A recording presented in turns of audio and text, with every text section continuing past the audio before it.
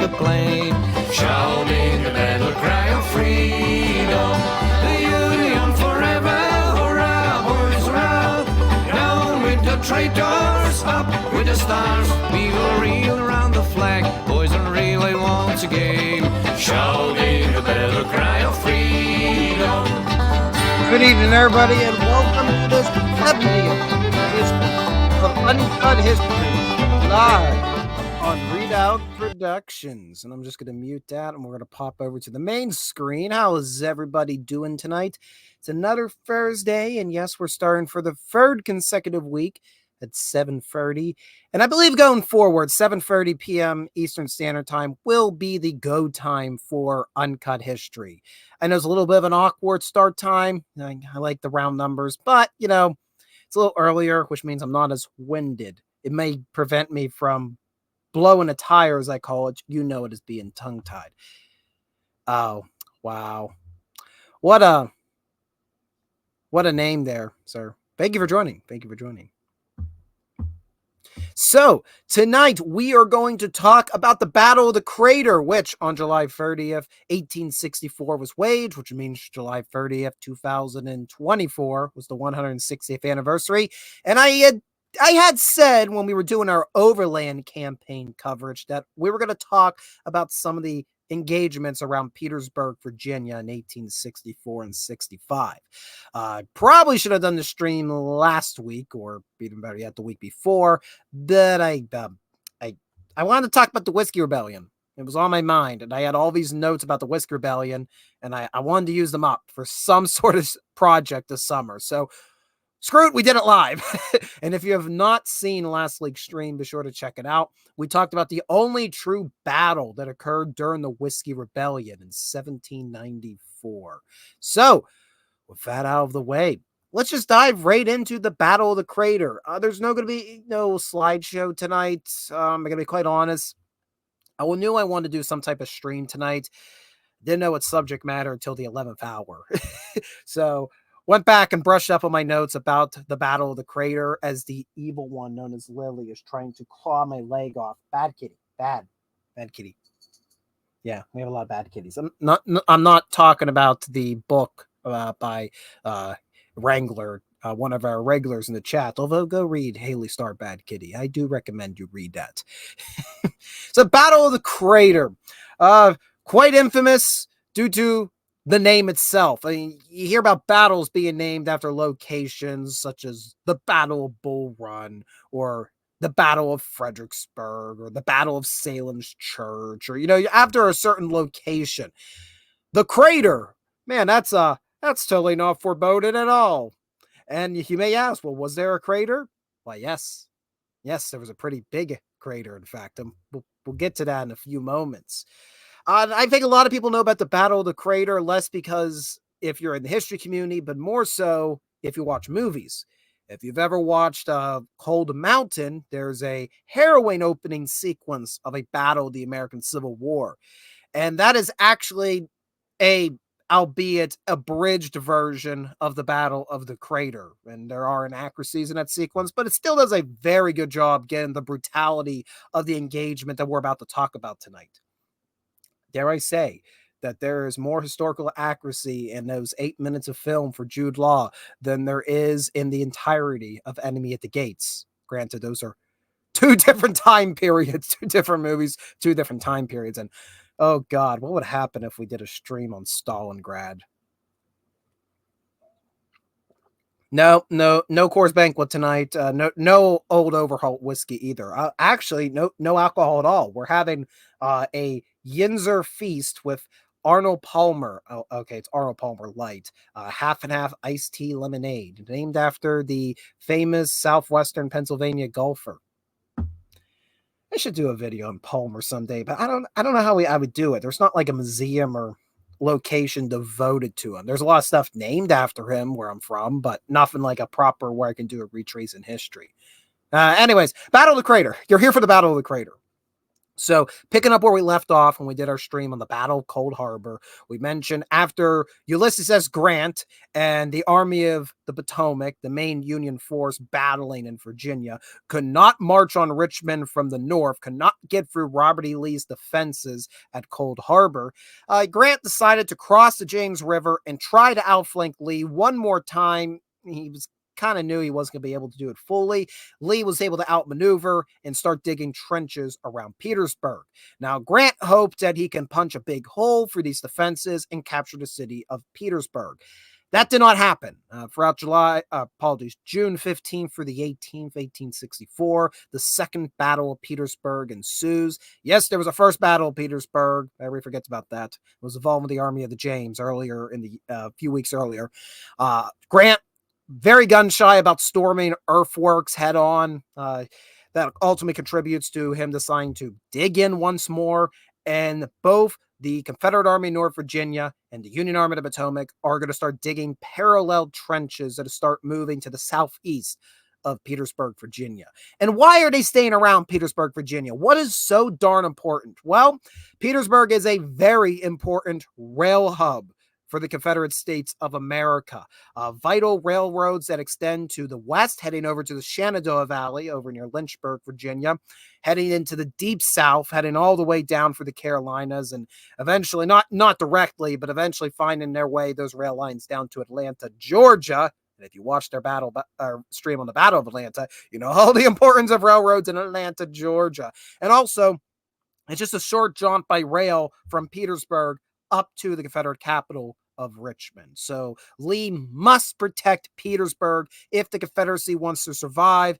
Hopefully, they can still bloody up the Army of the Potomac enough along these trench lines that it's going to sour voters when they go to the ballot boxes this November for the presidential election in the Union. So they're stuck in the trenches. And at this point, the Union soldiers are very tired of being in the trenches. I mean, they dug crude breastworks in the Battle of the Wilderness. They stormed very strong Confederate earthworks at the Battle of Spotsylvania Courthouse. Once again, they had to go up against heavy Confederate entrenchments in North Anna, and you all know what happened at Cold Harbor. So the Union would really like to not spend the whole summer in trenches.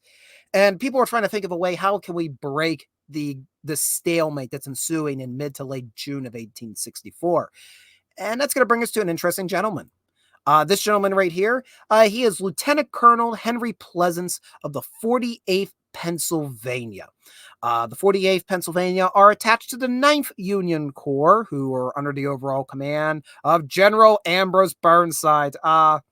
Burnsides, you know.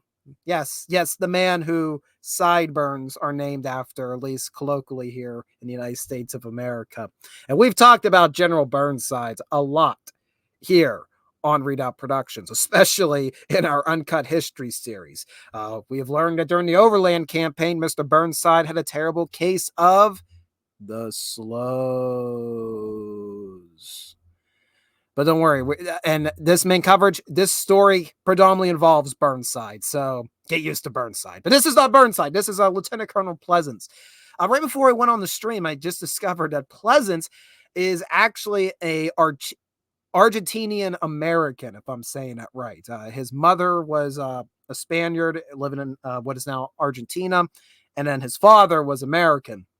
And at the age of 13, he moved from Argentina to Philadelphia, where he spent the rest of his life, essentially in eastern Pennsylvania.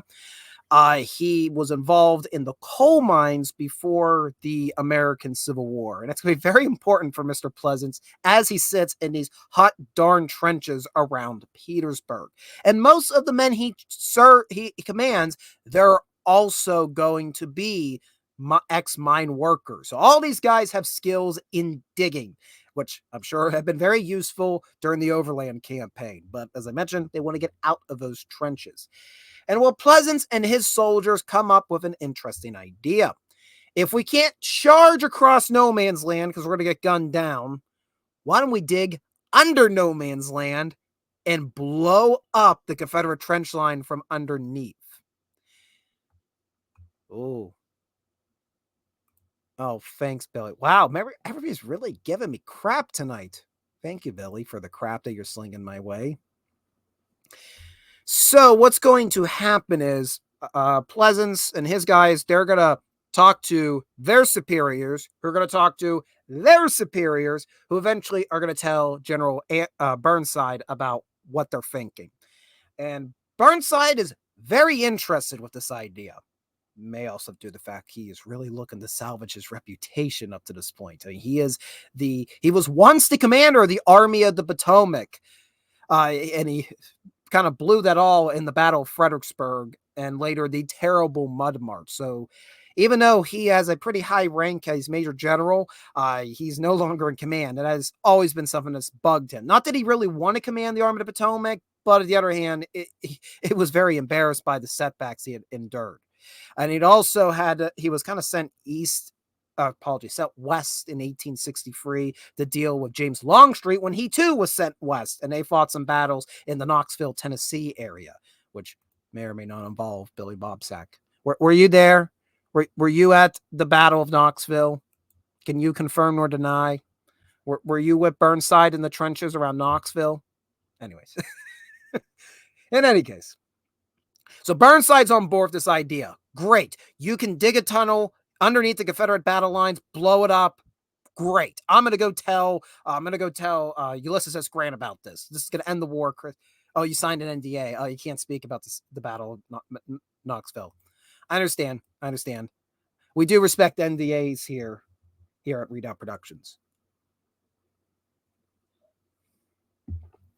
So they go up and tell Grant, and Grant is going to confirm with George Gordon Meade, who's the overall commander of the Union Army of the Potomac. Now, you may recall the chain of command that Grant has is a little bit difficult. You have Meade in charge of the Army of the Potomac, but that's really only the 2nd, 5th, and 6th Army Corps. The 9th Corps, commanded by Burnside, are kind of independent. And the reason this is Burnside's Major General Commission outranks George Gordon Meade's Major General Commission. This sounds ridiculous, I know, especially since Burnside lost command of the Army of the Potomac, but technically Burnside's a higher ranking officer on the battlefield than Meade, even though Meade is in charge of the Army. It's really confusing, and Burnside is being really petty about it. So he's like, no, I don't, you should tell me first before Meade. I'm superior. So Grant has to write Burnside special orders. It's like, okay, I'll talk to you one-on-one. So eventually Burnside and Meade and Grant all have a powwow, and Burnside says, hey, I got some Pennsylvania coal miners. They got this great idea. We can end this war by the end of July. This possibly. Meade and Grant, they kind of go, okay, yeah, sure, Burnside. Yeah, we're going to trust you after all that you've done for us during the American Civil War. So they go off, confer. They don't believe what Burnside's saying. They ask the Army Corps of Engineers. They're like, so is this possible? And most of the engineers for the Army of the Potomac tell Grant and Meade, no, because once you get beyond 400 feet in a tunnel, you're going to lack proper ventilation. That's at least 500 yards over there. You know, you're going to need some ventilation. And I'm going to double check and I should have wrote down how long the tunnel's going to be. I apologize about that. Like I said, we're doing this on the fly. Tunnel, going to the always reliable Wikipedia. Sorry, yeah, I'm using Wikipedia. I just need quick numbers. Yeah, okay, we're using feet. Okay, cool. Okay, yeah, they said at 400 feet, you're going to lose breathable oxygen. That's over 500 feet you're going. It's not going to work. Well, don't ever tell coal miners in Pennsylvania. Don't let engineers in New York tell coal miners in Pennsylvania, you can't do that. Guess what? They're going to find a solution to it. And they do. So Pleasant, even though Meade and Grant really aren't on board with the plan yet, Burnside's already kind of coaxing Pleasant, like, go ahead, start. Do what you can do. I trust you guys. Plus, I have nothing left to lose in my military career. So Pleasance begins digging near the end of June of 1864, going into early July. And they ultimately think of a pretty ingenious solution. And what it's going to be is they're going to put a door, like a tractable door at the front of the tunnel. And what they can do is they're going to build a fire on the interior side of that door. Now, what that fire is doing, heat draws in oxygen. So, in theory, if you had no blockage on the tunnel, the heat of the fire would pull fresh air right into the tunnel. But, this is where it's fun, but with the partition, the air is going to hit the door. So they dig a duct along their tunnel. So the fire that's on the interior side of the door, its heat is still seeping through to the outside, which means it's causing the reaction to pull air into the tunnel, but the air only has one place to go, and that's an air duct. And then it's pulled deep, deep to the front of the tunnel where the air falls back, being pulled once again toward the fire, and it goes out through a vertical air shaft. And that is how they're able to dig more than 400 feet. Pretty ingenious. Since Grant and Meade are being they're being uncooperative with this. They don't have the support of the high command. What the 48th Pennsylvania are going to do, they're really just using makeshift pickaxes that they're making from bayonets, just kind of lassoing them together, using cups and plates, using their bare hands in some instance. And they're also going to modify cartridge boxes, cartridge crates, I should say. They end up putting like crude handles on them to carry the dirt out. And here they are doing it in the damp mud of Virginia. Even you have a fire at the end of the tunnel, so it's so sweaty and humid in there. And here they are working hour shifts, just going in and out, multi-hour shifts to start digging this tunnel, and it's working. And Grant and Meade see this, and they're pretty impressed. Like, holy crap, Burnside! Who would have thought he may have the recipe to win the American Civil War? Now, I forgot to mention the reason Burnside's corps in particular are involved with this mine shaft is being dug to blow up a Confederate trench line. The two battle lines are very close to each other. They're only like 100 or so yards together. So the idea is they're going to dig under a part of the Confederate entrenchment line that they call Elliott's Salient. And once again, if you've been following us for our overland campaign coverage, we talked all about what a salient is, but as a recap, a salient essentially is a bulge in your battle line. Bulges forward, which you don't want salients typically, because that means the enemy can surround you on your flanks and cut you off. However, salients occur because you want to hold a particular piece of ground that's advantageous, gives you higher elevation. If you kept it as a straight line, it'd be a very awkward position you were in. You'd be given high ground to the enemy directly. So that's why salients form in battle lines throughout military history. So there's a brigade of South Carolinians that are under the command, if I can get his name over here. I did write the names down. I at least remember that part about the names. You're going to have Stephen Elliott Jr.'s brigade of South Carolinians, and they've formed a salient. And there's 4 pieces of artillery in that salient, and that is the target of the 48th Pennsylvania with the mine that they're building. They want to blow Elliott's salient sky high. And about 500 yards behind Elliott's salient is a piece of high ground known as Cemetery Hill. No, not the Gettysburg Cemetery Hill, but different Cemetery Hill. It's the Cemetery Hill that holds a cemetery for Petersburg, Virginia. And the hope is if they blow a massive hole at Elliott's salient, it's going to stun everybody nearby in the Confederate trenches. The 9th Corps is going to charge right through the gap that they've made. Hopefully they can get to Cemetery Hill, and then they have a dominant view over all of the rear of the Army of Northern Virginia. And essentially, it would be checkmate, Davis Ites. Yeah, I agree, Fontaine. Yeah, checkmate Lincolnite is a much catchier title. So that's the strategy. That's the point of digging this mine, to blow Elliott's salient sky high, let the Union 9th Corps charge toward Cemetery Hill, and then they have a dominant control over the rear of the Confederate Army in North Virginia, and potentially ends the war right then and there. That's the plan. Since Grant and Meade both see that, oh, wow, okay, this may actually work, they're a little more confident, and they allow Grant gives Burnside approval. Like, yeah, go ahead and start drilling whatever division you want to use. Get your corps ready for the attack. Now, to do this requires a lot of coordination. Requires a lot of rigorous prearrangements.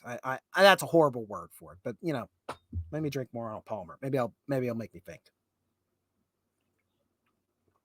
So, the Union Ninth Corps are made of 4 divisions. They're the first 3 divisions, which are under, yes, I'm looking at the names, under Brigadier General James Ledley, Brigadier General Robert Potter, and Brigadier General Orlando Wilcox. Those are the first 3 divisions of the Ninth Corps. But there is a 4th division, and that's under the command of Brigadier General Edward Ferrero. Edward Ferrero is very interesting, as according to, I was watching a documentary before I started. It was a Civil War combat episode about the Battle of the Crater, and I did some digging through the Virginia Civil War Encyclopedia. Apparently, Ferrero's only major claim to fame before we get to this event, he trained dancing at a military war college. That was his claim to fame. Though it may actually been to his benefit, because he's going to have to do highly choreographed troop movements. So the train his division to go in, go to the left, go to the right, go forward, go where you need to go in a moment's notice. Another unique thing about Ferrero's division, which is relatively new to the Ninth Corps, this is a division made entirely of United States Color Troop regiments. So these are African-American soldiers who have enlisted throughout 1863 and 1864. Next, all of them have never seen combat before. These are all new soldiers who've never experienced combat, though they are very used to hard tasks such as construction, and other labor details that the Union Army required of them. So the theory was that Ferrero's division, even though they've never been in combat before, they will not be shy of enemy guns. And also considering that these are African Americans, and we're talking about the American Civil War, war that's over the dispute of slavery, its place in the United States of America, would give them great motivation to dive headlong toward this blasted hole in the Confederate battle lines and end this war. That is basically the fate of slavery. The fate of these folks' freedom hangs in the balance. So for that reason, Burnside is going to elect Edward Ferrero's United States Colored Troops Division to helm the attack.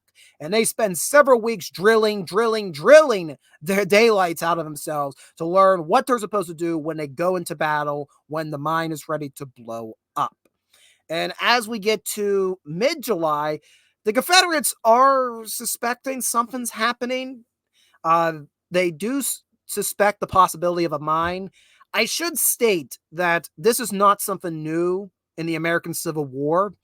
The year prior, during the siege of Vicksburg, which Ulysses S. Grant was in charge of the Union Army there were efforts made to, after the siege had gone on for about a month at that point, and a similar situation ensued where somebody's like, why don't we just blast the earthworks to smithereens? And they tried doing that. It's known as the Battle of the Third Louisiana Redan. It didn't go too well. While it greatly shaked up the Confederates psychologically and partly led to the surrender, tactically it didn't achieve anything. It was just a sheer mess trying to coordinate troops to go through this narrow gap and try to breach Confederate lines. So Grant, when he heard Burnside propose this idea of mining here at Petersburg, he's not fully on board with it. That's part of the reason he's hesitating, because he's like, I did this before. It didn't work out too well. But in any case, the Confederates do suspect that there's something going on underneath their feet. So they do start digging basically listening tunnels down into the ground, and they get pretty close. There's actually evidence to show, the archaeology was conducted later on, shows that the Confederate listening tunnels got pretty darn close to breaching the Union mine going underneath them.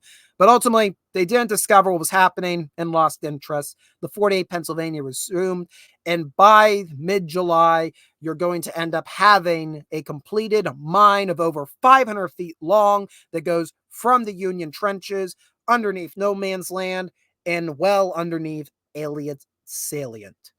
Now they're also going to have to dig two smaller shafts, one to the left and one to the right, kind of forms a T at the end of the tunnel. And that way they can pack 8,000 pounds of gunpowder into those two smaller shafts with the intention of lighting it sky high with a very, very long, somewhat suspicious fuse. It's not the most cleanest fuse you'd ever seen. This is somewhat sketchy, guys, somewhat sketchy.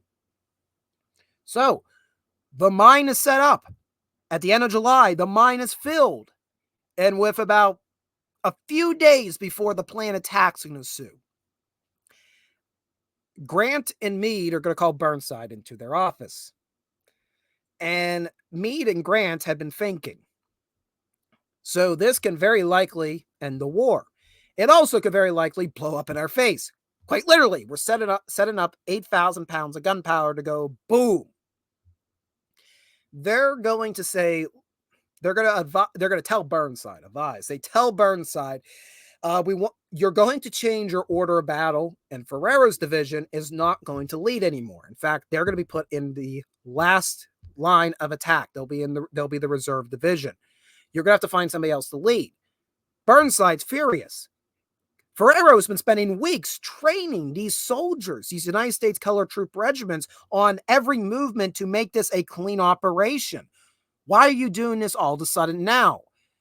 Well, Grant and Meade are listening to political figures, and there's a great fear that if this fails, because when they tried blowing up the 3rd Louisiana Redan at Vicksburg, that had failed. If this is a repeat of that, and we have a bunch of USCT troops dead or worse, because they're going to be going into the jaws of Confederate troops, it's not going to look good, not just in the polls, it's just not going to look good on a humanitarian level. Who knows what Confederate troops may do to people that they perceive as lesser than human. So that is why Grant and Meade are ultimately make this decision at 11 hour, override Burnside, and order him to find somebody else to lead the assault. Puts Burnside in a very frustrated position. He goes back to camp, tells everybody what's happening. Ferrero's not happy. Nobody else is happy. And he meets with all the divisional commanders and asks who's willing to volunteer to lead the attack. Nobody answers. Then they come up with the idea, I kid you not, they're going to draw straws, or a form of drawing straws, to decide who is going to lead this attack into the Elliott salient. And ultimately, James Ledley's name is the one that's pulled out. And well, James Ledley, bless this man's heart. He was a civil engineer before the war. Not much of a battlefield leader. Very much more comfortable with being by a draftsman board than commanding troops in battle. And Ledley knows this directly. He's like a microcosm of Burnside. You're like, I really don't want this job. Like, almost brought to tears by, very similar to how Burnside was basically outright telling Lincoln back in 1862, please pick somebody else, not me. All right. Sorry, I'm getting distracted by the chat. I've been told not to read the chat, but if I don't read the chat, then people get upset. A.S. Burnett joined us. Evening. Welcome to the show. Billy Bobsack is asking why his message was deleted. I was just saying, be right back, heating up some ham. I don't know why that was deleted. I don't know. What type of ham are we having? Good Virginia ham? Smoked Virginia ham? So, where were we? So, Edward Ferrero's division had been training for weeks, and at the 11th hour, essentially, Grant and Meade tell Burnside he can't have Ferrero lead because they're USCT troops, and if they get wrecked, it's going to look very bad in the papers. So Ledley draws his name. Ledley does not want to lead the attack with his division, but he has no choice. And I didn't truthfully find out if Ledley did any practice runs like Ferrero was doing. If he did, it ain't going to help. And that brings us to the very early morning hours of July 30th, 1864. The day that they're going to finally blow up the 48th Pennsylvania's mine. And if I can find my way over to my cursor.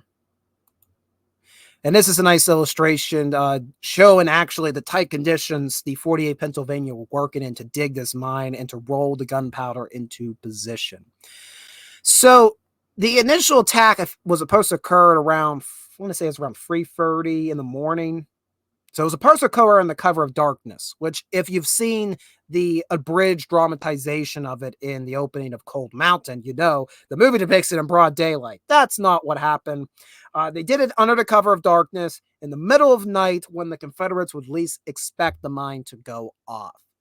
So they're going to go down. They're going to go there to the end of the mine shaft, light the fuse, plug up the mine, look at their watches, look at their time. 3:30 comes, 3:30 goes. And then they're waiting. And they're waiting. And then they realize something's not right. And it's about around after 4 o'clock that they make the decision. All right, somebody got to go down there. Who wants to go? John, do you want to go? No, I ain't going down there. All right, Ray, do you want to go? Hell no, I'm not going down there. It's going to blow up.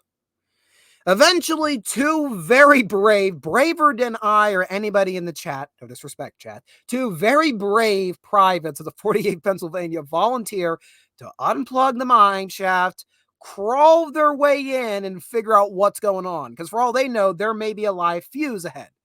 So they crawl their way down into the mine, and they discover about 2/3 way down the fuse, it had burned out. It wasn't properly connected. There was a fracture in the fuse. So they splice it back together, light the fuse, and they haul butt out of the shaft. And just a few minutes after these two privates emerge and plug the mine back up, and I think I want to say it's around 4:33 a.m. or it's 4:44 a.m. I could have them confused. Kaboom! 8,000 pounds of gunpowder goes up in a ball of flames, lighting up the entire Confederate trench line. Elliot's salient goes flying. You have dirt, you have wood, you got artillery pieces and parts of human bodies flying up into the air. So far, everything is working.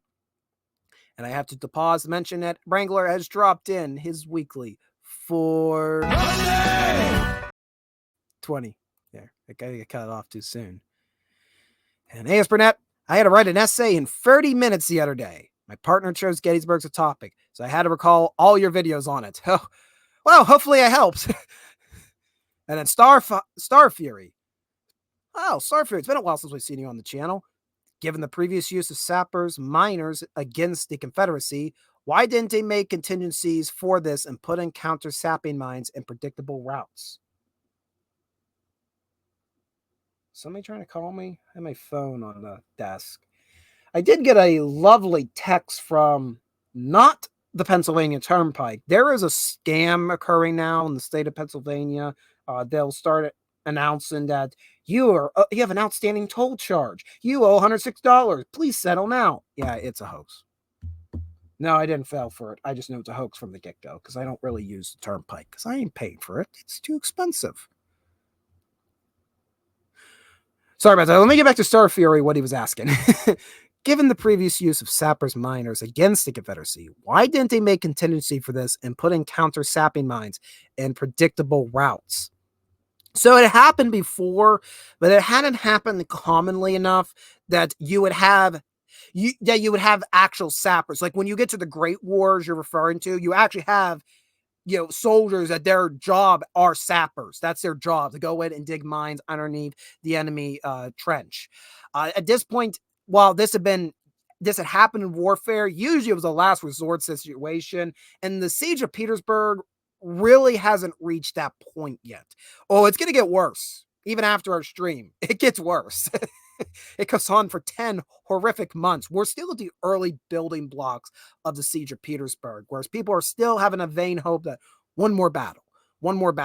So at this point, the Confederacy were not expecting a mine, especially since the 3rd Louisiana Redan had failed on a tactical level, and Grant's in overall command. And Grant himself's really not feeling this attack by digging underneath the trenches. However, After this event, yes, both sides are going to be digging counter mines. I don't think there's any other mines actually detonated after this event, and you can probably figure out where this is going. But I know after this event, the Confederates and the Union both started doing counter mines intentionally, just because, it's like, hey, just in case, they try to blow it up once, we're not doing that again.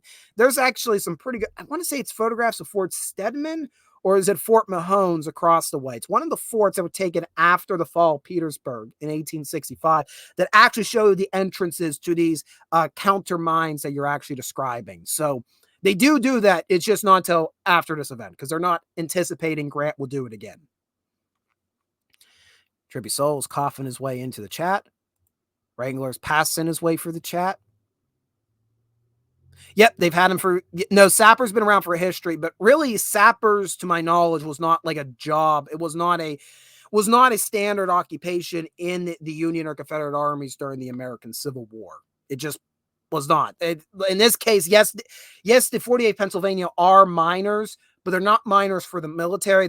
That's their job. They work in coal mines in Pennsylvania. So this is a very special operation they've been tasked for. They just happens to be they have the right skills for the job. Oh, Billy. Thank you very much. All right, so the mine got blown. Big explosion. Nobody was there to film it. Bummer. Anyways. So the mine detonates, and this is actually Alfred Waugh's sketch of the mine detonating behind the Ninth Corps' defenses. You can probably see there in the foreground a couple officers standing up. I believe Pleasance is one of them, actually admiring his handiwork. I'm sure Burnside is there as well. And now it is the job of James Lytle's division to lead the attack into the crater they've created, which is about 100 feet by 170 feet, if I'm not mistaken. And it's about 30 feet deep. The hole they punched in. In retrospect, it's not actually that big of a hole they've made. It's massive. Don't get me wrong, but like you're about to throw an entire Army Corps into that crater. Well, you're not supposed to throw it in. That's the problem. So Lytle waves his division off and then disappears. More on that later. So here come Lytle's division, who are not being commanded by their divisional commander. They're being commanded on the brigade and regimental levels. Remember, these guys were not supposed to lead the attack until a few days before. Ferrero's division was supposed to lead the attack. They had weeks of training in Ferrero's division, but they're on the rear of the attack now to save face. So Lytle's division, they get to the rim of the crater and are bewildered by what they see. It is complete carnage. Men crying and groaning, having no idea what happened. They're missing limbs. It's estimated about 270 South Carolinians were killed by the initial blast. So they're strewn all throughout the crater among parts of those 4 artillery pieces. It is a horrendous scene. They're flabbergasted, Lytle's troops. And they go into the crater. Some of these guys start digging survivors out because they're so horrified of what has just happened. Others charge in and, of course, start rounding up any survivors as prisoners. They all go in the crater, essentially. They don't go around it like was the initial plan. And this is where everything starts falling apart. So Lytle's men are sliding into the crater, initially at ease, but eventually more quickly because they think, okay, the battle's going to be down in the crater. That doesn't make any sense, but okay, that's what they're doing. It's one of them heat of the moment, not thinking rationally things. And this is going to buy time for the survivors of Elliott's brigade, as well as other members of Bushrod Johnson's Confederate division, which Elliott's brigade were involved in, to gather their senses, start turning over to the giant gaping hole to their right or to their left, and start forming battle lines on top of the rim and starting to pour heavy fire down on Lytle's troops. And this is a photograph taken, actually it's not taken until 1865, I believe. So it's taken some time. The crater's washed out a bit, but you're getting an idea of the damage that was done by this explosion. And what are you? Oh, I know who you are. So Bushrod Johnson's division start rallying around, start pouring to the rim of the crater, start pouring heavy gunfire down on Lytle's troops. Potter and Wilcox's divisions are now charging toward the crater, or charging immediately adjacent to it, or smashing into the rest of Johnson's Confederate division. Chaos is ensuing, hand-to-hand combat. It is chaos in and around the crater. Elliott is going to call for reinforcements. It's going to take some time, but eventually, a few hours after the initial detonation, Brigadier General William Mahones is going to show up with Virginians, Alabamians, and Georgians, and they're going to charge right toward the crater as well. And you have these two blue and gray seas just smashing into each other in the midst of the crater. And there are some horrific but somewhat beautiful illustrations trying to visualize the attack. This is actually visualizing Bushrod Johnson's initial counterattack, trying to hold the crater until Mahones could come and reinforce them. Eventually, we're starting to get to early daylight. It's around 7 a.m. now. Nothing's being gained in the crater. Just a bunch of confusion and chaos and horrific stories that I do not have time to delve into, nor do I particularly want to get into it. You can use your imagination to figure out the brutality that's happening down into this crater. Eventually, the decision's made to put Ferrero's division in. Now remember, Ferrero's division were supposed to lead the attack. They're the last division of the 9th Corps not engaged yet. They charge into the crater, just like everybody else, to try to reinforce. And at this rate, you're not winning. This is more the Ferrero's division coming in and trying to save as many other Union soldiers as they can. Some of them try to move around the crater. Doesn't work out. They get outflanked when Mahones shows up. It is just complete and utter confusion. And once Ferrero's division's put into the action, there are some horror stories of Confederate soldiers, since they're fighting now United States colored troops. And for many of these Confederate soldiers, the first time they've seen African Americans in a military uniform, there are some horrific stories of not taken prisoners. Nobody's being taken prisoner. A lot of just brutal acts being done to these guys who are already wounded and pretty much making their deaths a living nightmare. So this goes on and on. Burnside eventually starts writing to Meade and Grant, calling for reinforcements. Hey, we've blown the mine. My whole corps is engaged. We're not gaining any ground. Come on, send another corps over. And Meade writes back to, it's either Meade, it should be Grant, but I hear people say it was actually Meade. Eventually, Burnside receives orders from the Union headquarters to call off the attack. Abort it. It's a complete failure. And for those that are in the crater, there's a moment, at least granted, according to the one documentary I was watching, there's eventually a moment that just gone on for several hours now, just, again, hand-to-hand, using bayonets, using the butt of your musket to club a man's skull in front of you. You're trying to drag people into the muck, trying to drown them into some of the water, some of the blood that's pooling at the bottom of the crater. And eventually it gets to a point that a Confederate officer shouts at the 9th Corps men, "Why the hell won't you surrender?" To which the 9th Corps men respond with, "Why the hell won't you give us the chance to surrender?" And at that moment, Mahones calls a ceasefire. Burnside's, whoever's surviving in the crater still, lay down their arms, and they surrender to the Confederates. And that's the end of the Battle of the Crater. It sounds kind of anticlimactic in the grand scheme of things. I've spent all that time hyping it up, and then you see it just quite literally went up in smoke, the whole strategy. But there is more to talk about, more about the fallout that happens from the Battle of the Crater. Before we continue, though, I want to see, do I have any more illustrations? This is a map actually done by the American Battlefield Trust, showing you the troop movements that day.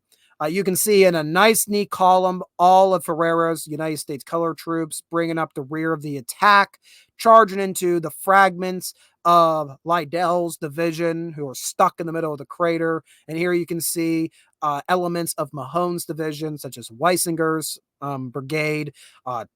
Weisinger commanded a bunch of Virginians, charge into the rim of the crater, some of them going down in and just brutalizing the 9th Corps troops.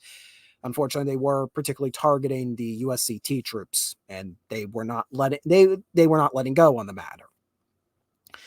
That's the Battle of the Crater. Obviously, it is a Union defeat, and I would argue it's probably one of the biggest disasters for the U.S. Army during the American Civil War. Although the damage is not over, it's just getting started. So, Confederates had suffered about 300 dead. The United States had suffered about 500 dead. Hundreds more on both sides were wounded. This is one of the 20 costliest battles of the American Civil War. Just many wounded people and a lot of Union soldiers captured at the end of this. I have written down here that out of Lidell's division, the leading division of the assault, both brigade commanders were captured and 10 regimental commanders were casualties from this event. Lidell's division is completely chewed up. Ferrero's division has been pretty badly beaten as well. Where was Lidell in all this? As I mentioned, he waved off his troops and then disappeared.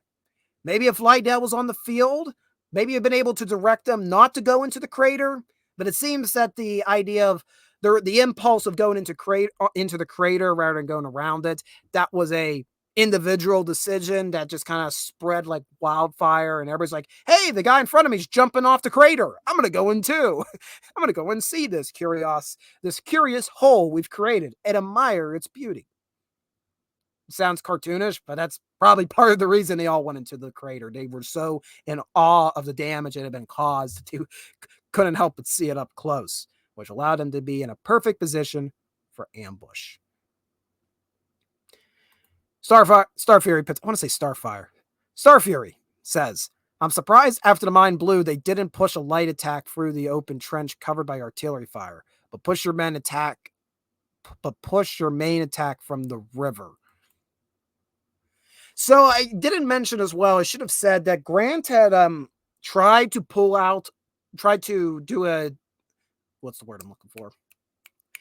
He tried to do a diversionary attack just about a day before the mine went off. It was called the First Battle of Deep Bottom.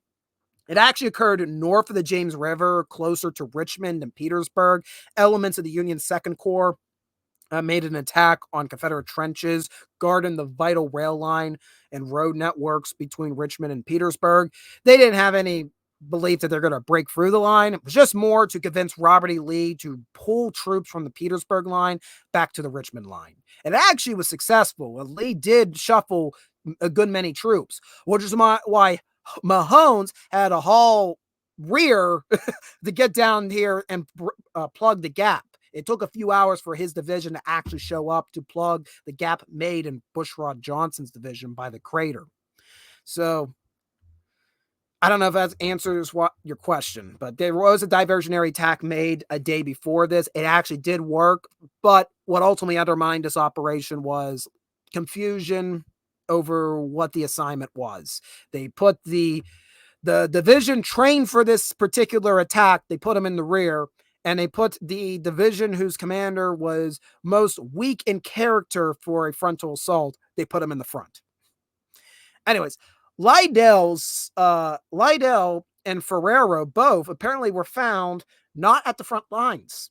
Instead, after they saw their divisions off, they both went into a bomb shelter in the trenches and started drinking rum. Yeah, that's not a good look. I totally don't see any repercussions from that. And since Burnside had already been notorious for spectacular defeats whenever he's in charge, happening to the Union war effort, after the crater, the public and Congress had enough, as well as the U.S. Army itself. So in the aftermath of the defeat at the Battle of the Crater, Burnside and several of his officers are going to face military tribunals, or no, court-martials. They face military court-martials. I mean, tribunals, court-martials. I'm a little tired, guys. They're going to face a series of military court-martials, which find them at guilt for what had happened. There will be congressional investigations as well, though they'll actually be acquitted of direct fault in the congressional investigations, at least to my knowledge. So essentially, the investigations that ensue both in the military and in the government relating to the command of the Battle of the Crater, it ultimately boils down to mistakes were made. We're not going to blame anybody openly. It was Burnside. We're not going to blame Amy openly. It's Burnside. We're not going to blame him openly. Get Burnside out of the Union Army. So, and that's actually what happened. After the Battle of the Crater, Burnside would never really see a proper field command again. I think he stays around to 1865 before he formally resigns, but he's basically put in the doghouse after this. He doesn't really have any control over what the Ninth Corps is doing. And he'll return to Rhode Island, and that's really it for him in the American Civil War. This is really the last major battle Ambrose Burnside's involved with, an end of a legacy of failure. However, I want to bring this up, and you probably notice there's a poll in the chat tonight relating to this. So I had a question of, who do you think really is to blame for the failures of the crater? I mean, you've heard the story. Now, Burnside has a reputation of failure, and believe me, I've been very critical of Burnside on Uncut History. If you watch my Overland campaign series, you know I've been really taking the I'm trying to censor myself. I'm trying to be more clean spoken. I got pretty foul language on a couple of my streams earlier ago. He really, man, I just really can't help myself go off on a tangent. Burnside did a lot of things that were wrong in the American Civil War, and he should not have been in command of the Union Army of the Potomac in 1862. However, I don't feel the crater is his fault. At this stage, he really was just going on orders. He heard Pleasants had a genuinely interesting idea. He listened to soldiers underneath his command, listened to them openly, allowed them to go ahead and try to experiment with this idea, propose it to his superiors, and even when his superiors were down in it, Burnside had faith in the 48th Pennsylvania in achieving it. And ultimately, that reconvinced Meade and Grant to also see potential in this plan. Unfortunately, the reason this all fell apart had nothing to do with Burnside himself. It had to do with Meade and Grant meddling with Burnside's order of battle.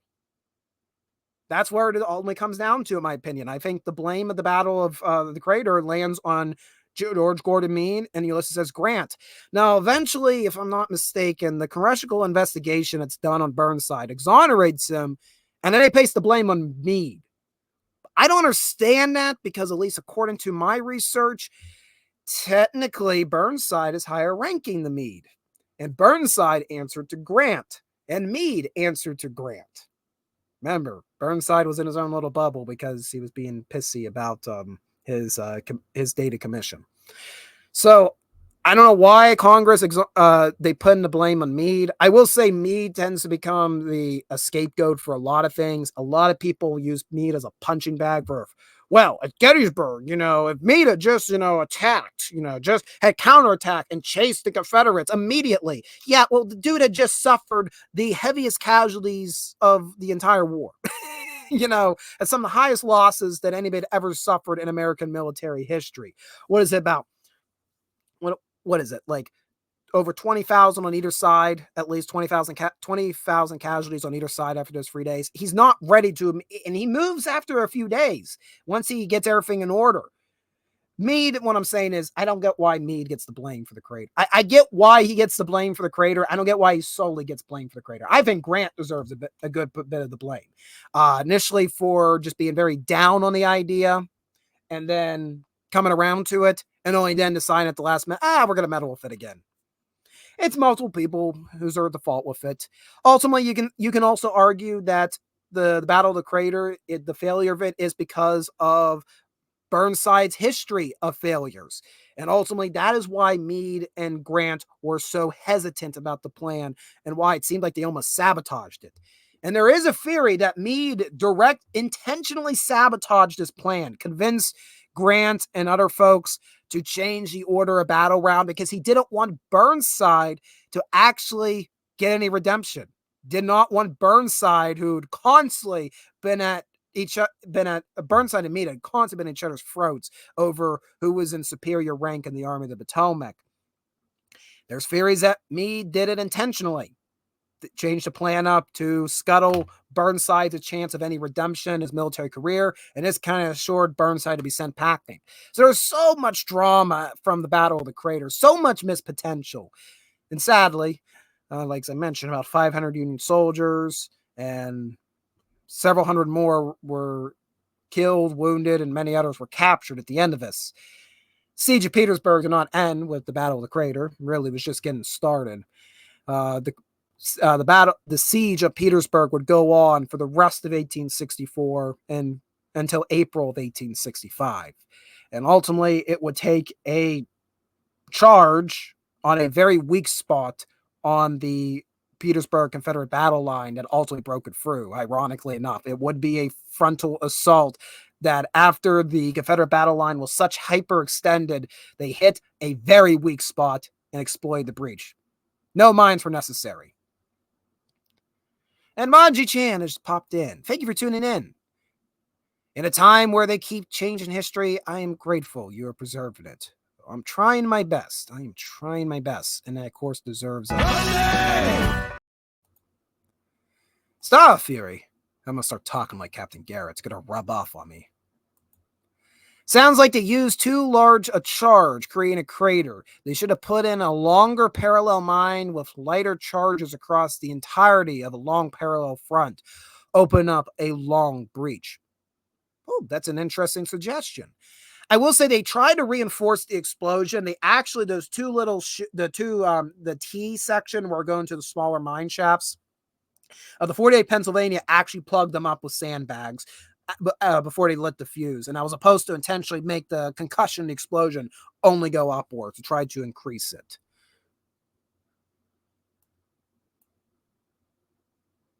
Meade got screwed because of politics. No change there then. Yeah, like I said, Meade definitely deserves, I think, some flack. I definitely feel that he and Grant were both being a bit too hesitant on the plan. I get why they were hesitant, but also they were doing it to a point where it was just, they were self-sabotaging the whole project. It's like, there's something actually going on here. We got a tunnel dog, we got troops being trained. There's something serious happening here. Like, it may not win the war, but there's something that we can gain out of this. And ultimately, their own apprehensions scuttle the whole project, ultimately. But yeah, Grant would go on and later claim, though, that the Battle of the Crater was the saddest affair of the American Civil War. Not to be confused with him claiming that the Battle of Cold Harbor was his only mistake.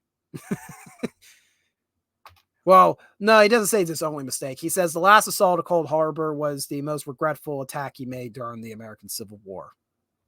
So Harvey Dent stole Burnside style. Yeah, something like that. All right. So, is there anything else I have to show you guys? Oh, got a few more images. Hey, look at all the chaos. It's horrible. Don't you want to be stuck at the bottom of a crater you just blew up and having to fight for your life? I don't. Kind of look closely. The painter here, he actually put in Corps badges, but I can't tell. I think those are because the 9th Corps. Yeah, those are 9th Corps badges. The 9th Corps badge. So we talked a few weeks ago about, Corps insignias. They had badges for every Union Army Corps. The 9th Corps had a very complex one with an anchor, and it was an anchor and a shield. The actual patch they would stitch to their uniforms was just a single color shield. There was no anchor in the middle of it.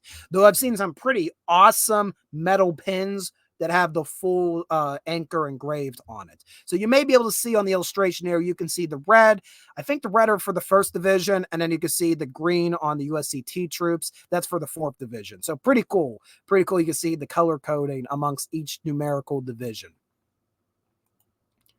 All right, but that is going to do the Battle of the Crater. And I'd like to thank you guys for tuning in. We're going to be wrapping up the stream. It's going to be a bit shorter than last week since, we had a lot of fun last week. And I had a lot of fun tonight too, but it's been a busy week. I said that last week, but this week's been very busy. And a lot of things, like I mentioned, a lot of stuff behind the scenes changing, not really relating to Readout Productions, but just a lot of stuff getting into different environments, trying to get into different environments. That'll make sense in a few weeks. So, yeah, hopefully, let me turn the microphone. So, hopefully, this weekend, I'm going to be running off, and we're going to try to do some retracing history videos.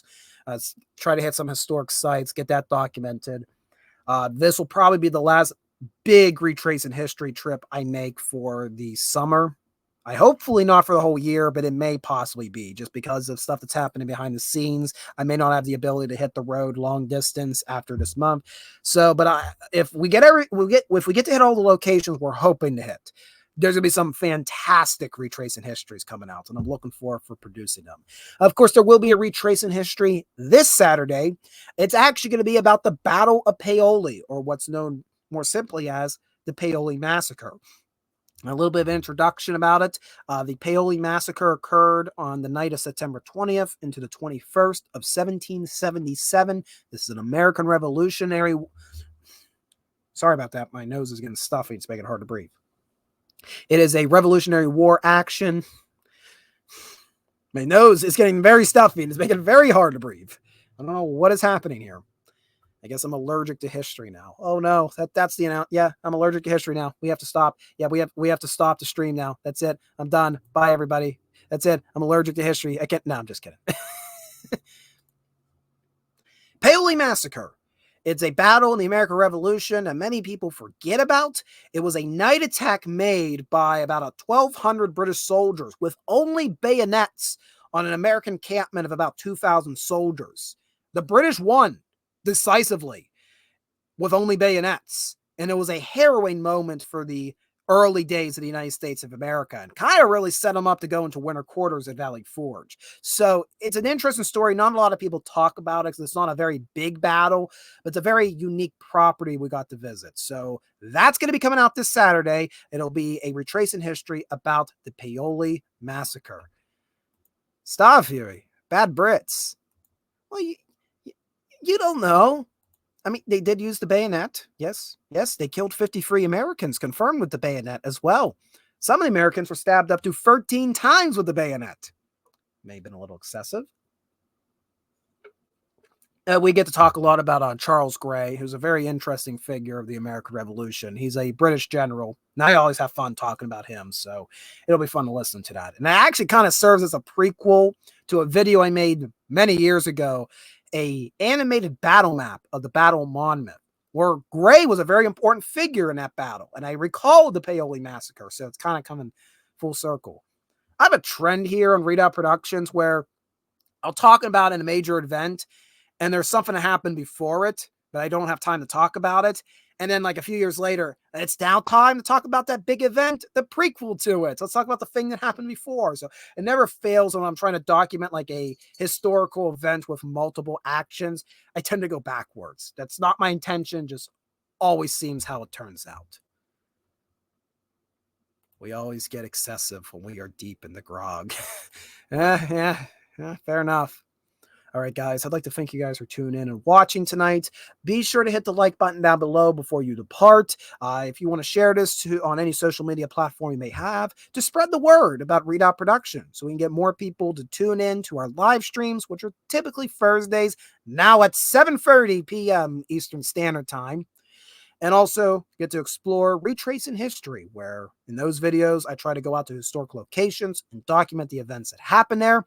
And there's going to be some different video series coming out. I'm going to change up some of the content we're making on the channel because there's a very high chance that Retracing History may have to go on the back burner after this month. I might not be able to travel as much as I've wanted to. But I have some other things cooking.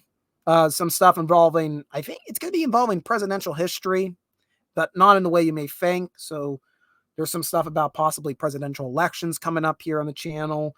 I've been talking about doing like a series about the history of all the Union infantry corps during the American Civil War, because I just think that'd be a lot of fun to have short histories of each Union corps.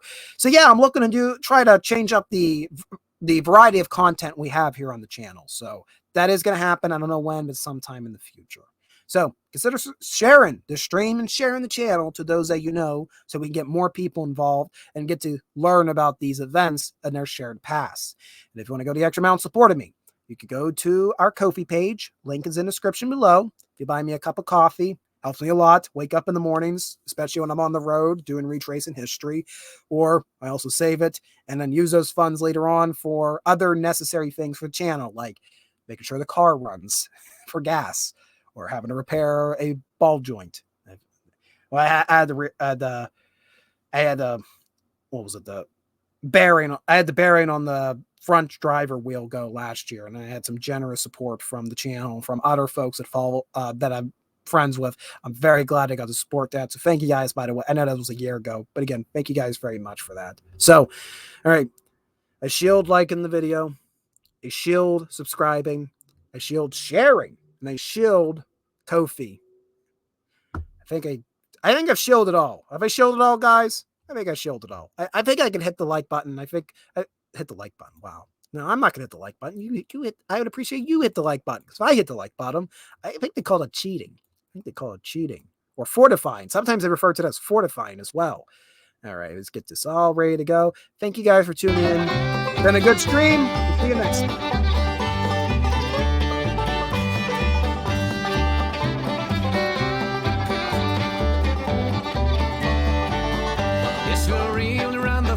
Boys will really once again, shouting the battle cry of freedom. We will really from the hillside, all together from the plain, shouting the battle cry of freedom.